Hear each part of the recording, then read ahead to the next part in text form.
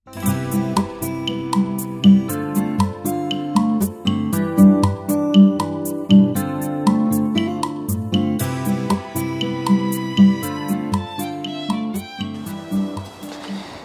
mga abe, welcome to my channel. Ako po ang inyong lingkod, Kuya JDL.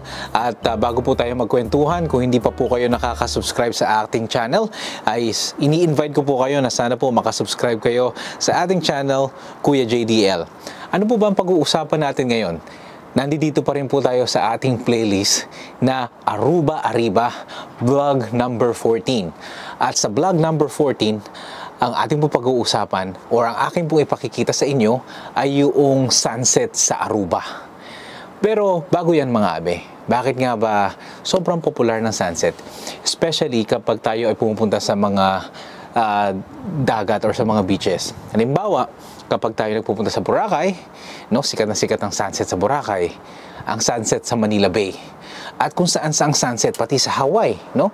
Pero dito sa Aruba, sikat din. So bakit nga ba? Alam niyo mga abi kasi, kapag nasa dagat ka, kitang-kita mo yung sa horizon, yung paglubog ng araw. Kasi wala namang masyadong wala namang masyadong mga building, wala masyadong bahay, kung hindi yung mga dumadaan lang. At especially kapag ang dumadaan, yung mga bangka na may vinta, especially sa Pilipinas, dramatic ang dating ng sunset. At sabi pa ng mga pilosopo at ng ibang mga dalubhasa sa psychology, ang sunset ay tanda ng pagwawakas ng araw. Kumbaga, new beginning at kailangan mo na magpahinga. So, meron siyang sense of peace and serenity. Samahan mo pa yan ng lagaslas ng tubig na nanggagaling sa alon ng dagat. So, yan po yung pakikita ko sa inyo. So, sana po magustuhan ninyo yung ating video ipapakita ngayon na sunset dito sa Aruba. Ito po ay ginawa namin sa May Eagle Beach. Ito po ay public beach at libre lang po, kagaya ng mga sinabi ko nung mga nakaraan sa ating vlog dito sa Eagle Beach. Panoorin po ninyo mga abe. Hello, humid day. Lakad na naman kami. So, ito. Mag-aabang kami ng sunset. So, isa pa sa mga beautiful dito sa Aruba. So, sa Eagle Beach, kung pupunta kayo sa Aruba, yung mga nipa hunt na nakikita nyo sa likod ko, yung mga parang umbrella doon, hindi nyo basta-basta occupyin yun kapag wala. No? Dahil may-ari doon yung hotel. So, may pag-scan doon. No? So, pero ito lang kami. Since the public beach daw, yan lang kami. Nagsapin lang kami. Lulub-lub-lub-lub. Sige lang, pakingat eh.